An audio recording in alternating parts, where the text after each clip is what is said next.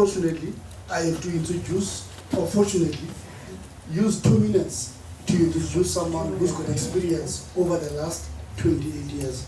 So because of that, I'm going to have to read what I've prepared for him.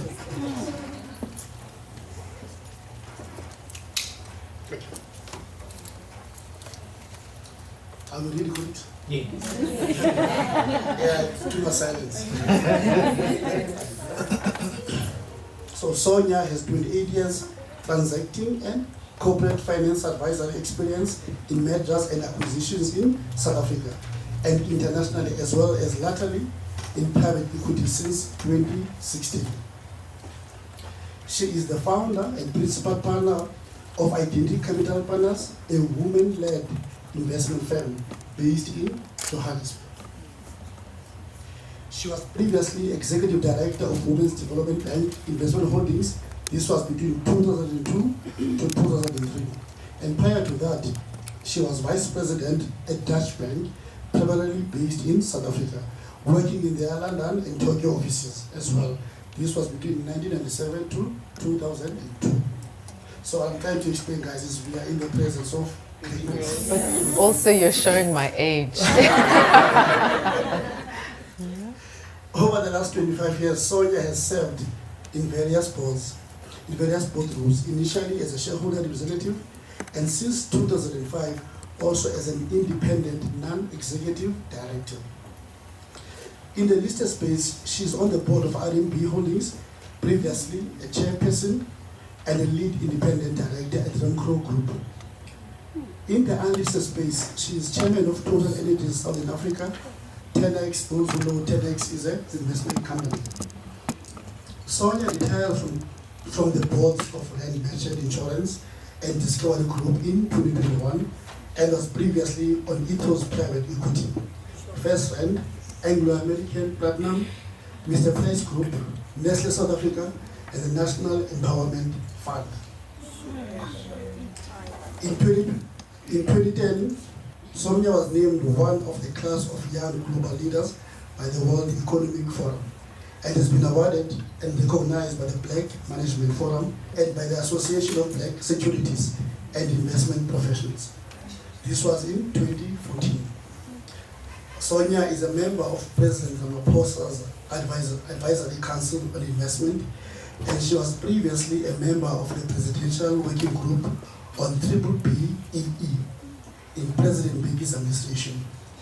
In 2019, Sonja was appointed to JP Morgan's EMA Advisory Council, which just wanted up recently. She just informed me today as well that yesterday she's freshly minted the deputy chairman of the Remco.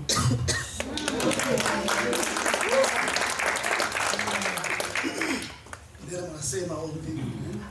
We've engaged with Sonja for I think 3 times. And the one thing that has stuck out with me is the importance of her values when it comes to an activist mentality. This country needs more activism in the spaces that we sit, we work, but also, I've said this, Bruyn has said this before as well, is not only, it's very important, colleagues, that when we come to these functions, we don't become like people who go to church. You know what they do most? Every Sunday they go to church, they pray, and then they feel a certain way. And then Monday to Saturday, they go back to their actions. So what makes us different from those people sitting in this room is our ability to execute. Because if we do not execute, we are not going to see the necessary change that we need to be able to have. Sonja de Bruyn, thanks for what you do. Sive, my goodness, what a kind introduction. Please, can I give you a hug? You're so thoughtful in saying those words, and you didn't have to say my whole CV. Thank you everyone for listening. Yeah. And also in our interactions in the last few weeks preparing for today, he knows I gave him the nickname Sherpa because a lot of you understand, like this year with South Africa hosting the G20, many of the South African responsible people, our Sherpas for the global leaders that are coming to South Africa, and he's been amazing. You've been so fantastic. Thank you, Sibe. So guys, this is a pretty intimidating situation. You've elected to be in this room versus, other speakers that are here on the campus today. You came back from lunch. You didn't decide to hang out for a bit more fun. So obviously giving your time, which really means a lot to me. I really appreciate the fact that each and every one of you is here, and especially the gentlemen in the room, because these days there's so much focus on women's empowerment, and with our business, that's part of our mandate. But obviously, men are our anchors. They are our co-collaborators. They are our fathers, our brothers, our uncles, our spouses, husbands, romantic partners. So it's wonderful that men feel included in this talk. So thank you also, special thank you for being here.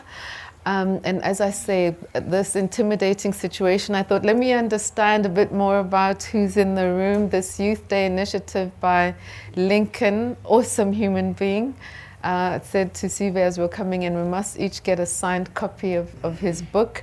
I don't know if you guys know that they concluded a massive transaction during the course of this week, R1 billion buyout of Bank Zero. So, I mean, he's in a class of his own. So yeah, composition of the room: entrepreneurs, career professionals, lawyers, bankers. Let me know where you are, so we can make sure that what we discussed today is kind of suitable to expectations. Yeah. Good afternoon, everyone. My name is YLS2025. I'm an attorney by practice. I actually work across the road. I'm a labor legal advisor. Okay. So legal practitioners, or let's say intellectual services. Yeah. Okay, great. Some entrepreneurs in the room. Yes. Good afternoon. Good afternoon. Yeah. My name is Nkululeko Mhlaba. I'm the CEO of Pungela, where Digital Transformation and Technology Professional Services Company. Yeah, tech. That is so important. The world is digitizing, AI, some of us dinosaurs. We need to catch up, yeah. I see there's male empowerment here. Afternoon, everyone. My name is Sonja. I'm an architect by profession. I run an architecture firm, and I also run TEDx Durban. Thank you. Okay. Yeah, I want to say a little at the end today, a little bit about architecture, sort of cultural and social capital that, as Black professionals, Black people, we often miss out on in terms of capital accumulation, other forms of capital besides financial capital. So it's wonderful to have an architect in the room. Yeah, thanks. She wants to say something, Yeah. Hi everyone, my name is Tubeli. I'm a bit different. I'm in the business of service. I am a project coordinator for an NGO called Equitable, and I'm also part of the Y20 committee. For G20? Y20 as part of the yeah. Congratulations. Thank you. Okay. So quite a mix. It's a refreshing mix. Any of you on boards or aspirants to become board members? Yes, tell us. No, I actually aspire to be on board. Yeah. But basically, I come from an internal audit space. Right. And I'm currently in the legal compliance space working for Vodacom. Okay. I studied an LLB, so I understand the lawyers who are also business orientated. It's so important. A lot of respect for that. Why would you like to be on board? Or maybe you can answer. Why would you like to be on board?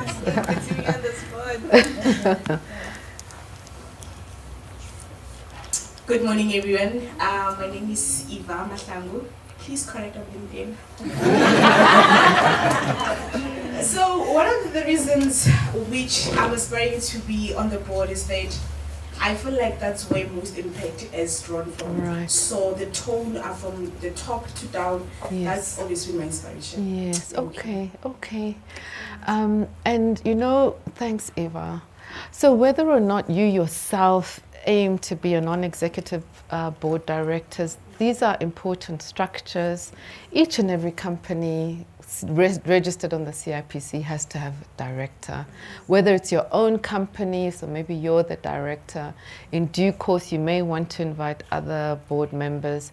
Whether it's a listed company, very high thresholds of expectations, but you're absolutely right. Setting the tone from the top, being impactful, being able to have an overview from a governance direction point of view has been a part of my career as well. And I'm not saying everyone has to be an NED, but it's just to say we can't ignore that platform as a forum for influence, change, transformation, activism, and I think you used the word execution, getting things done, hey? Yeah, so the topic of a masterclass was quite a big topic, and Siva gave me a bit of background around expectations, and then a little bit later on they also invited us to send through slides. So, you know, one has slides, I've got corporate slides of my business, but I thought from a masterclass point of view, and when they asked what would you like to talk about, and we talked about it a little bit, then the phrase "vulindlela" came to mind for me, which is to sum it up. So maybe we're starting at the end, highlighting that at the beginning, as Siva said, which is wherever you are, wherever you find yourself, there's always an opportunity to use that platform, to use that space to be an activist, hence vulindlela. And while you're there, open doors for others, open opportunities for others, and if you have the good fortune to be able to be rising, as the saying goes, to lift others along as you rise.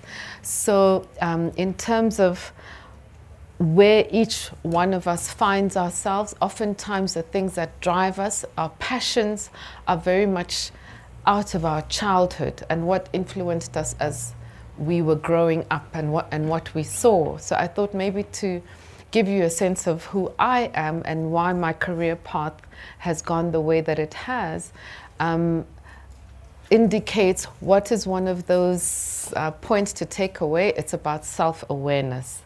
Why am I wired this way versus maybe, you know, somebody else, my colleague or my friend who I really enjoy, but we're a little bit different? Or why is it that certain things, I'm passionate about certain things and maybe not others? And it's obviously got to do with our God-given skills, talents, and so forth. But oftentimes that self-awareness is also about understanding, okay, what were those influences and drivers in my childhood which led me to be where I am now? Because for all of us, it really helps to play more to our strengths, and especially in our careers, especially in workplaces where we have diverse workplaces, a lot of expectations on us as Black professionals, as opposed to maybe trying to keep working on your weaknesses and address your weaknesses. You can accept that, okay, that's not my strong suit, but let me leverage off of, you know, where I am strong, and, you know, that is what enables me to add better value in the room. So in my case, during the 50s and 60s, when my parents met and were married, they were based in the Eastern Cape. My mother from Port Elizabeth, and my father from, well, now Tebeja, my father from Grafrinet. It's a small Karoo town. And they were both activists. She was in the trade union movement, actually even in her teens. So during this youth month, and I know the threshold for everyone being here was 35, right? We forget how much impact many people in the past actually even had from their teen years. I mean, when you think of Stephen Biko was 33 when he passed away, hey? And what an impact he even has up until this day. So as youth, as young people, we should never forget that, I mean, there's like no age limit on us being able to make a huge impact. So they were living in the Eastern Cape and they had my brother and sister. I think they said they thought they were only going to have 2 kids.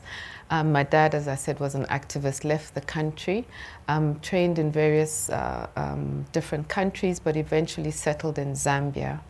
And during those 7 years of him being away, my mom didn't really know where he was. Now remember, this is the late 60s, communication was limited, but also for political reasons, it was safer for them not really to be in touch. She then was finally able, once he was settled in Zambia, to be able to be in contact with her. She and my older brother and sister went to visit him for Christmas, what they thought was for a Christmas visit, but they were then never able to come back to the country until, let's call it the years of the 90s when Madiba was released. So I was born under those circumstances. I call myself the reunion baby. But it shapes maybe the fact of growing up outside of your motherland, knowing that there is such a beautiful country called South Africa, beautiful people, unfair circumstances prevailing, which meant that through my school career I ended up studying law, but mainly with a focus on human rights law. So you can see where that came from. But luckily with that law degree, as all of you will know, there were other modules which included commercial law taught and so forth. So that was helpful later on. And in then coming back home after Mandela was released, many people could come back home. You realize that, okay, now we have our democracy, but what is this democracy going to mean in terms of actually improving the lives of people? And so now we will have the vote, but if we can still not afford to live in decent neighborhoods, send our kids to decent schools and have good health care, what will this democracy mean? And so I realized that although many of our forefathers and forebearers fought for the political liberation of this country, our generation would now need to think about the next chapter, and that would involve our economic access. And making sure that this democracy could actually mean improvement in day-to-day experiences and lives of South Africa. So you can see that nostalgia from my childhood and hearing my parents talking about home and knowing the beauty and potential of South Africa. Now it's up to us to manifest that and to actualize that, right? And we know that our country goes through various challenges, but we can't give up because we are one of the nations on earth that has the most potential. You know, whether it's our mineral endowment, our mineral resources, whether it's our people, we're one of the most diverse nations on earth. And as you guys know, I mean, diversity and inclusion is a big phrase in business and in boardrooms, but I mean in our day-to-day lives. You guys travel a lot, right? And I know these days young people travel more and more and more, but what I love, especially overseas, is if someone's talking to you and they'll say, I met a South African and we talked about this, or I was with this South African and ABCD happened. For a moment, you actually don't know what race was that person. Do you know what I mean? You don't know if it was a black, South African, white, Indian, color, whatever, until they tell you a bit more of the story. And these days, they can even tell you the name and you still won't know. I mean, that's how beautifully diverse we are, which gives us so much strength in our languages, in our culture, in our food, in our practices. And these are aspects we ought to celebrate because other countries are actually struggling with divisions. Look at what's happening in the United States.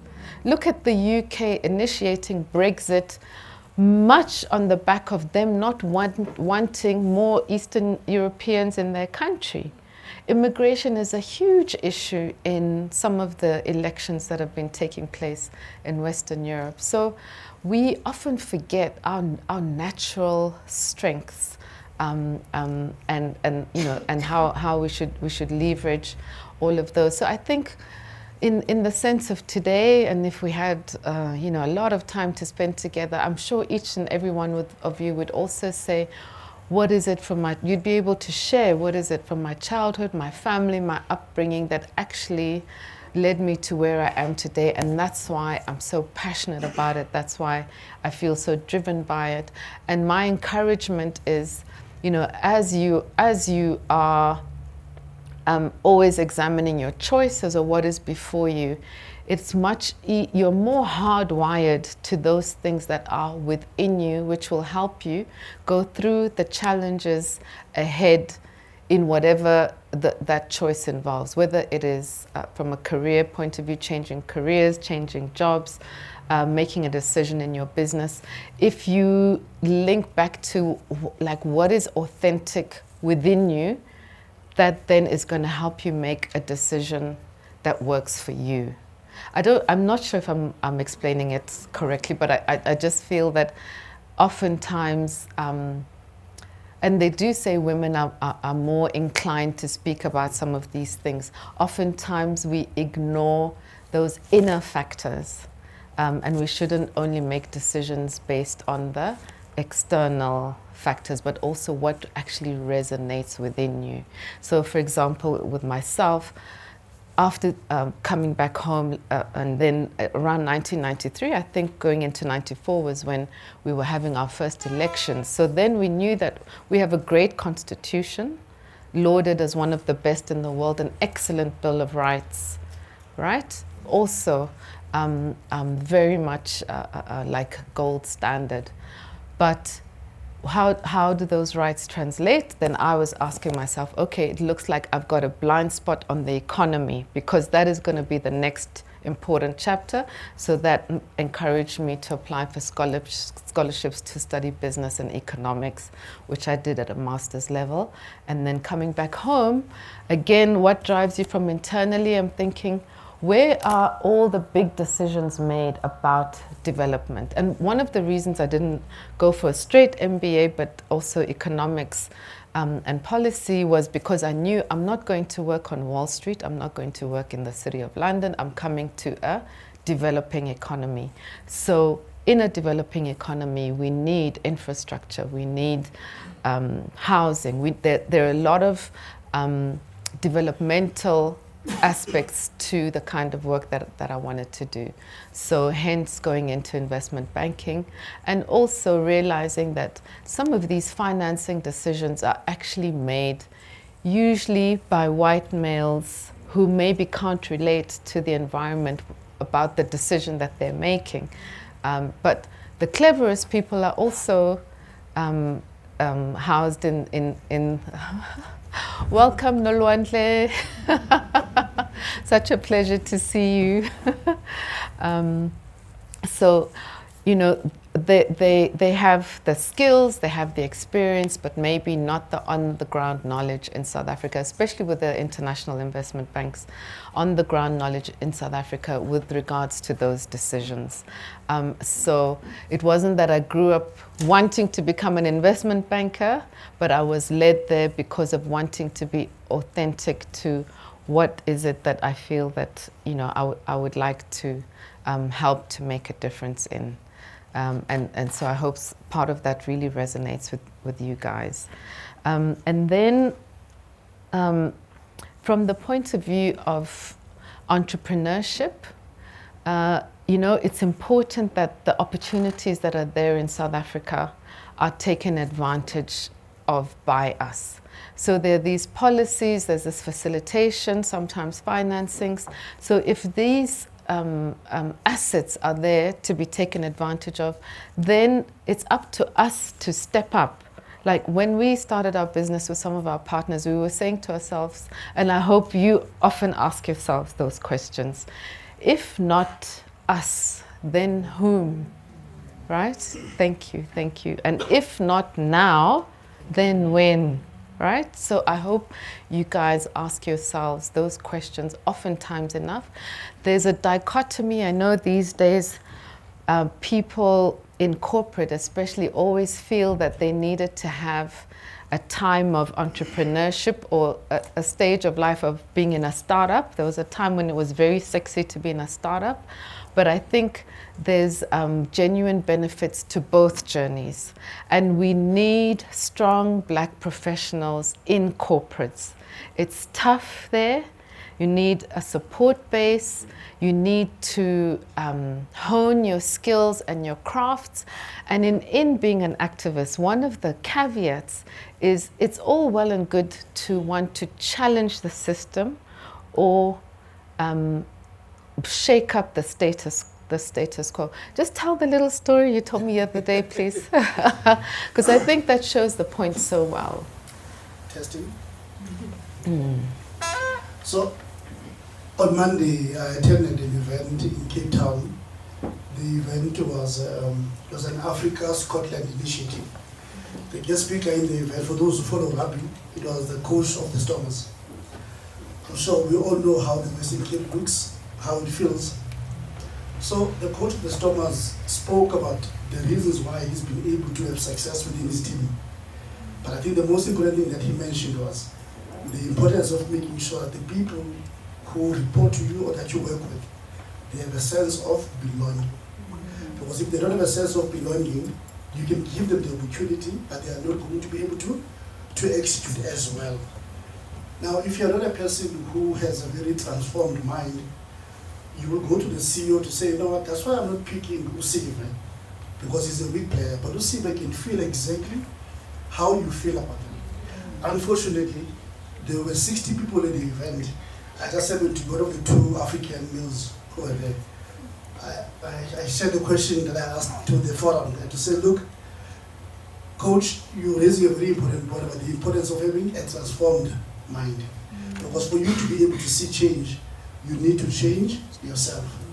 And I said the same thing I just said now, to say, look, we should not be church God, and I repeat this thing consistently. And I asked the people who were in the podium to say, look, it's an opportunity for us to reflect. We know how South Africa looks. We know how this room looks. Can you reflect on your own personal situation, on the people who report to you, be it in your business, be it at the bank, be it in corporate? Do you think that those people have a sense of belonging by being led by you? Obviously, it was a very loaded question, as you can imagine. The room got a little bit tense, as you can imagine as well.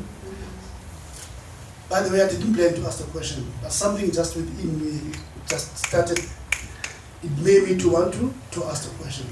So then I shared this with Sonja, and she then said to me, look, it is a sign of activism. So what does it mean? Does it mean that you need to go out to fight people? No, it doesn't mean that. But if there is something that is wrong, that is happening, and you happen to be in that space, you have a duty and responsibility to make sure that you address it in a manner that is respectful, that is very positive. Yeah, and thank you so much for that, right?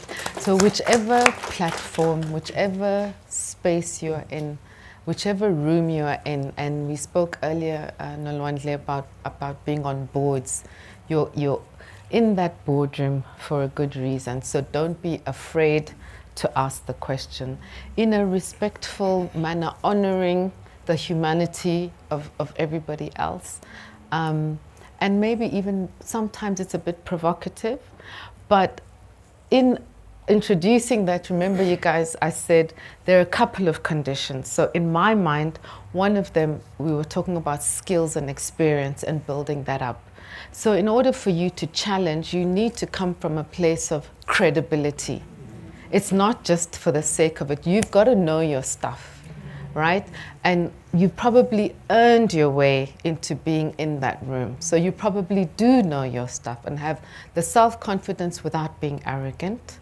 One of the things which is the second thing is, people want to break the rule book, and in a society like ours where we need transformation, we do need to do things differently.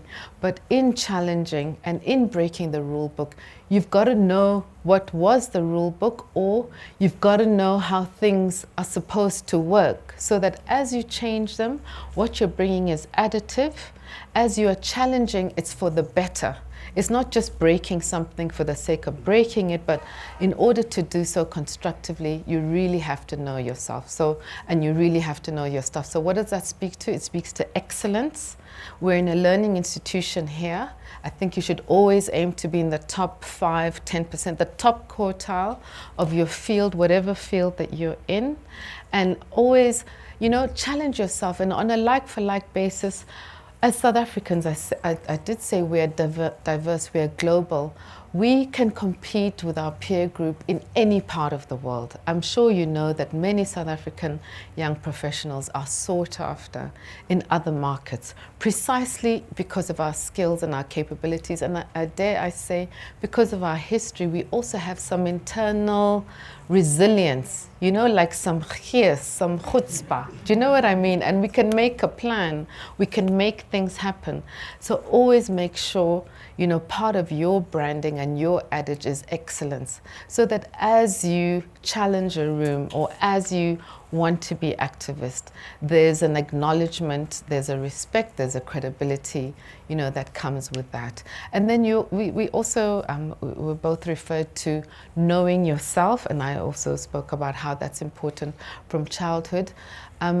In knowing yourself, I think it's also about kind of what do I need? What do I need which helps me balance, which helps me be the best that I can be?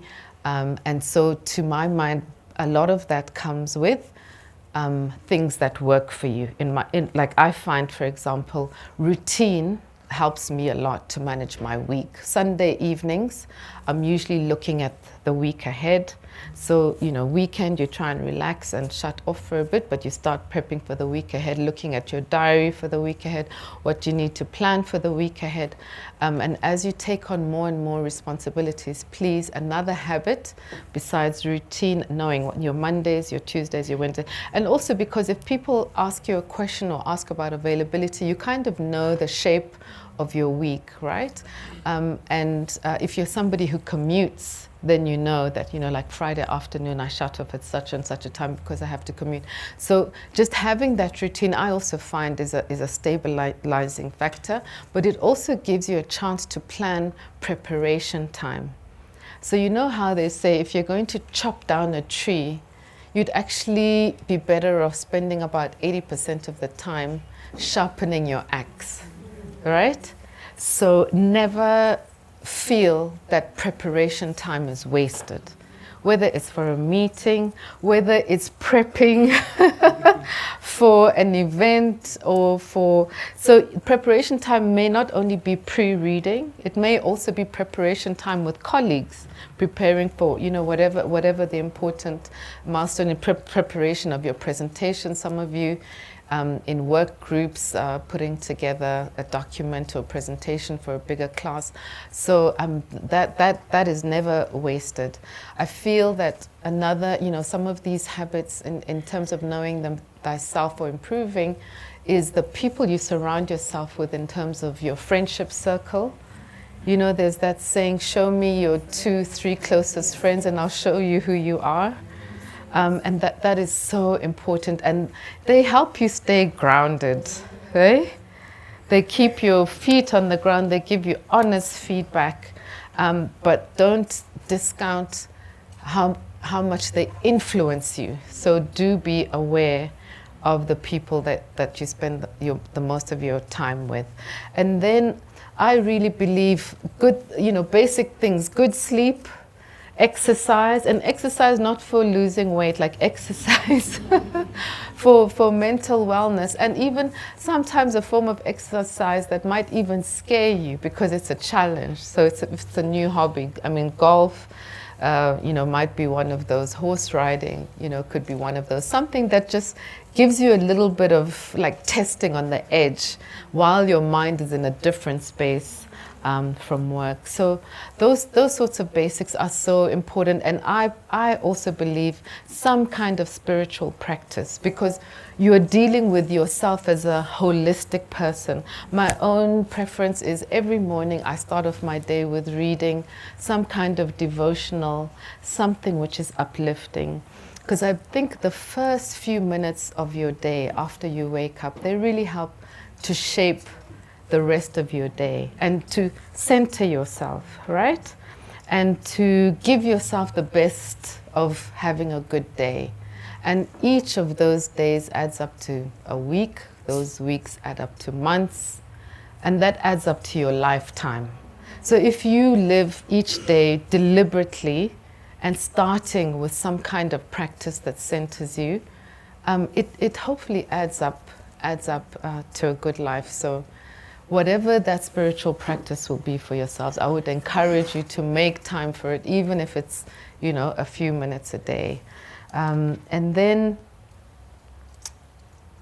managing. So maybe that spiritual practice goes into even managing our thoughts, how we think about things, how we respond to things. Do we take offense easily in our workspaces? It's easy to do that. And those efforts to shape our character, which is part of, how you think as a man thinketh, so he lives, is then what adds up to how you can be your best self even in challenging situations at work, even in challenging decision making that you have to make for your business. So I think I've ended up also on quite a personal note, from the point of view of hopefully self-mastering, thinking about what you think about, how you respond to situations, how you manage yourself, because that helps you to show up in the best possible way externally, and it also gives you a reservoir, because sometimes as you're being an activist, it can be tiring, it can be overwhelming. Building a business can be challenging. Going through a 3-hour board pack and then a 4-hour board meeting can be challenging. All of those things, as we know, they can be intellectually challenging in a good way, but then they can also result in fatigue. So you need to keep on filling up that reservoir. I'm not sure if there's anything else I should touch on. Yeah, I think because we're sort of coming to our Q&A. We've got about 25 minutes of that, yeah. 20 minutes to people can open it up. Yeah. I think just a comment from my side, from my end, Sonja. One, you spoke about Ubudile. So those who are closer, Ubudile means to open the way, to create a path. And I think what you've done just now is to almost paint a picture of how your journey is, how it looks, what are some of your habits, and that is why you've been able to have the launch. Some of us come from serious longevity. So it explains the longevity, the consistency. It's not done because of one day. So I think it's fair to open the forum. Right. I'm sure my brother is going to help me there with another mic. Thank you. Any question, colleagues? Oh, we've got like 4 or 5. That's fantastic. Hi, everyone. My name is Yana. Hello to everybody. I haven't met in this session yet. Sonja, one thing I have to say about you is that there's a really soft and calm power about you that I really admire. I am nothing like that. I've had to be an activist for most of my career, not out of a position of intention, but more as a survival mechanism. Right. And I think ultimately when we find ourselves in these spaces where you have to be fighting, you have to advocate for others whether you like it or not. Right. But I think it's not a sustainable practice where you're forever operating from a stance of being a combative person. Right. So when you now want to pivot from that position where you now want to be intentional to say, how do you take back that power and be able to navigate it in such a way where you can actually influence the decisions that you need to get the result you want without obviously burning yourself out? What pointers do you have for someone who's in the midst of that transition. Okay, Thank you. okay. Thank you. Siva, I was thinking maybe let's take a few. We might, they may be similar, but if not, we can always group them. Just Thank one you. appeal, colleagues. Thank you. Please keep it as brief as possible. We want to take as many questions. So not more than 10 seconds. If it's more, please clap. Thank you. Can I? Oh, yeah. Hi everyone, Sambonani. My name is Mbani Bilagazi from KZN Durban. I work as a senior marketing professional in the fast-moving consumer goods sector. Sonja, I share a very similar sentiment to my fellow colleague and leader sitting there.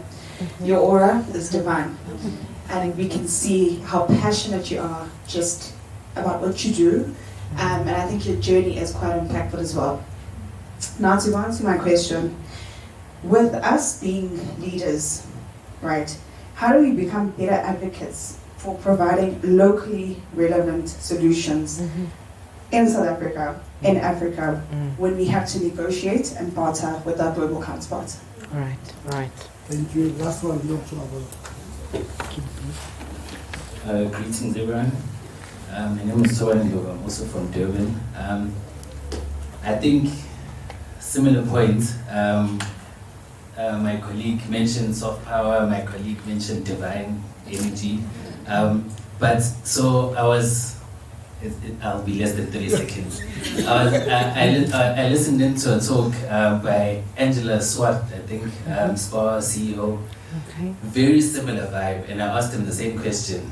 Have you not had challenges? Because I find it very interesting that you're able to move up the ranks, where in corporates people normally feel like you have to be very masculine to be able to do that.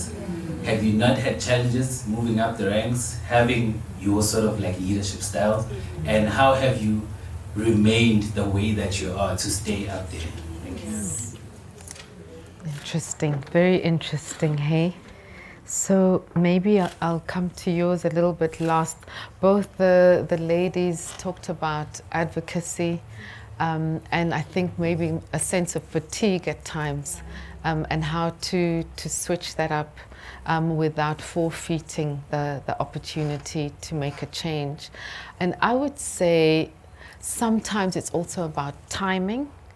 So not fighting, you use the word fighting, at every point, you know, but then at a point where maybe there's like an aggregation of factors, and then making the point then. So even if it is to say, just in the last few months, there's been this example, this example, this example, this example. So it's definitely something we need to pay attention to, something to fix. So you haven't had to have 3, 4 fights, but you're making the point then where it counts, when it counts, and also to whom.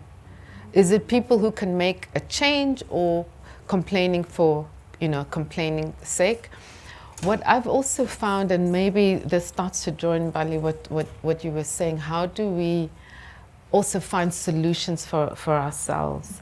So I'm not familiar with precisely each of your own environments, but one of the things I think, even sometimes when you're the point of difference and you're trying to make the point from a point of difference, is to undergird yourself to remember that, by the way, part of the reason I'm in this room is people selected me for my difference.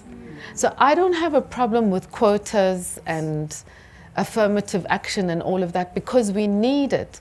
And if everyone in the room is the same, they're not going to come up with the best solutions. So the fact that I'm here, and whether I was invited or not, or wanted or not, I'm here. And hopefully I've got something to add. So in making that point, it's almost like to not be too self-conscious about your presence there, but to take it as a given. You are there because you can add value, and what you have to bring is going to make a difference. And hopefully with open-minded, well-educated people in the room, they embrace that, they accept that, they recognize that, and that's why you are there.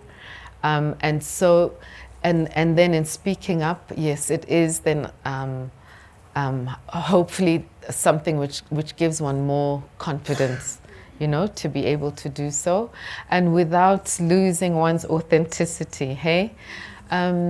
I'd be interested, I'm going to look up a little bit more, maybe YouTube, the CEO of Spa, Angelo, that you mentioned. Thanks for the question. I think it's again back to maybe trying to continuously, you talked about transforming ourselves, transforming and renewing ourselves. So it's trying to make sure that you keep up to date, you're present, you show up, you try to be on point without losing your authenticity. I also think when you made the point about leadership style, I don't think of myself as a leader, and people have different leadership styles. It's important to connect with people, right? And people feel your genuineness or not. They can feel it. You don't have to say it or show it, they feel it. So we shouldn't shy away from our characters, you know, and who we are in relating to the other person, and they will relate to that humanity. And if they're good and decent people, and most people are, and most leaders in organizations are, the teams that you work with, I'm often blown away, you know, as you know, whether it's through a board or through a transaction, you interact with CEOs, you interact with chairmen, and they are such impressive, amazing people. And time after time, I come away from that engagement and I'm like, no wonder they're the CEO. No wonder they're that leader, because you know, there's something about them. But it's each one is their own USP. That's why I'm saying have the confidence in your own USP, and that you can show up as you, and it's additive. But it does mean taking the time to build up your reservoir with its education, skills, your influences, what you read, what you expose yourself to. You have to like put together the tapestry. Yeah. I'd like us to go through this group. Anyone there, right? Yeah.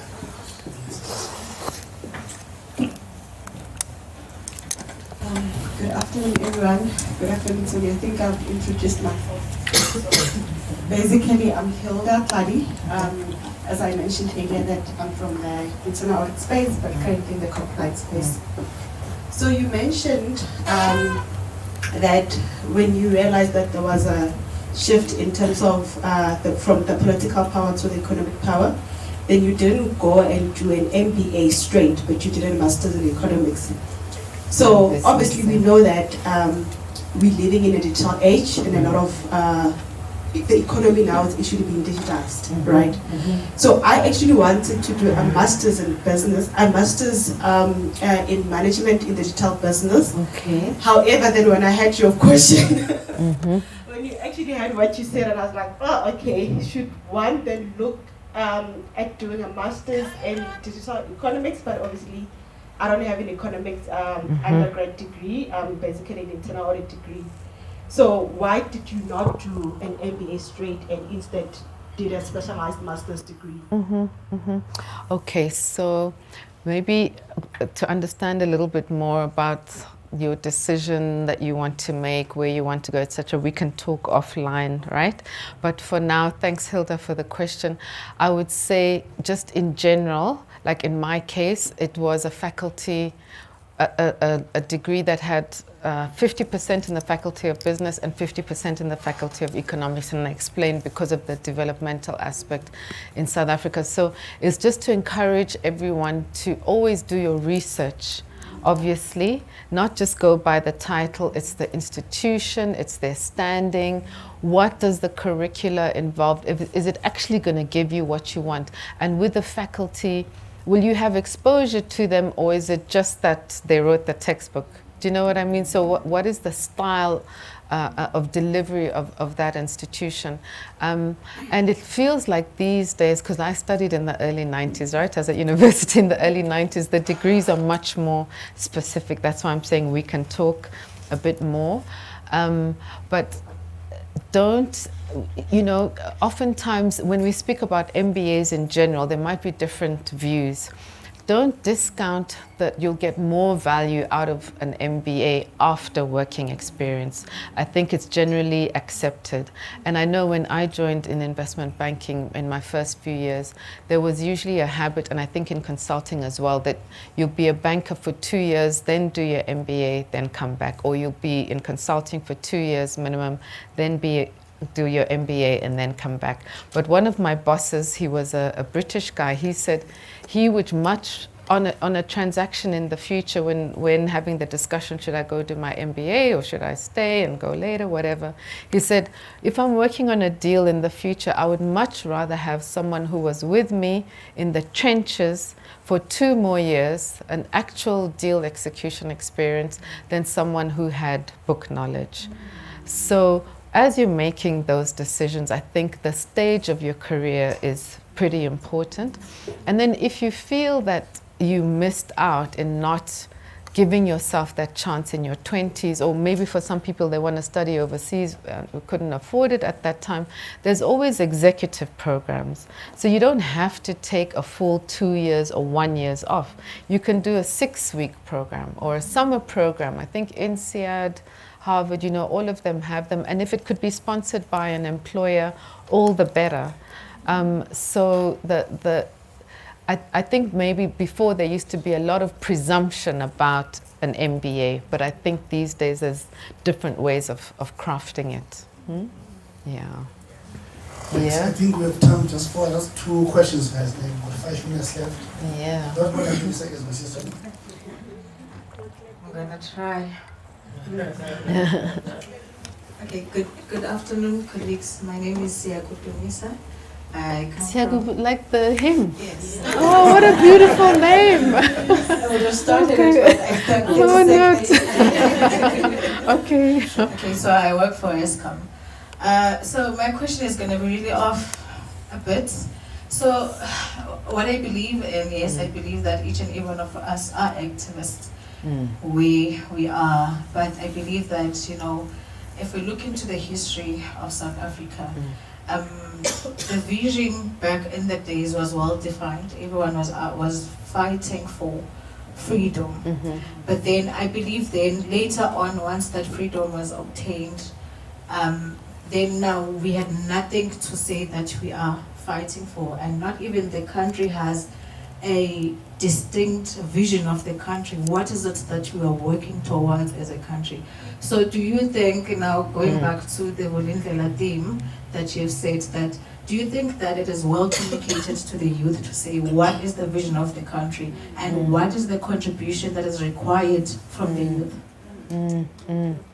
So, you know, it's a multifaceted question, hey, Siago Dumisa, because I often feel like the youth are the hope of this country. You know, given our current political leadership across the board in all political parties, I feel like young South Africans are the ones who are going to make a difference. They're more educated, they're more aware of their environment, what's really happening in communities. They value education. You know, many of our leaders, for various reasons, unfortunately, you know, didn't have the opportunity. And as you see young South Africans doing amazing things, you feel that if only we had more opportunities of accessing finance, if only there was more access to resources, young people would be able to do so much more, you know? And so, since there's absence of that rallying call, as you're saying, from leadership, then we turn to ourselves. And usually from a grassroots level is where, you know, change is also able to take place. So I wouldn't discount the fact that we should continue to seek for ways in our businesses, in our communities, where we find ourselves, the platforms we find ourselves on, to try and agitate. Where I do agree with you, what is lacking, and I've often thought, I feel as though after Madiba passed away, we kind of lost that sense of national identity, you know, and then having that identity, common identity, maybe would be the foundation upon which we can then say, okay, what is our common purpose, our common goal? So we need to reclaim that. And maybe that needs to come from us as citizens, us being patriots. Maybe it's too much to expect our politicians, you know, to provide that for us. I agree with certain aspects of your question, yeah. Thank you, Sonja.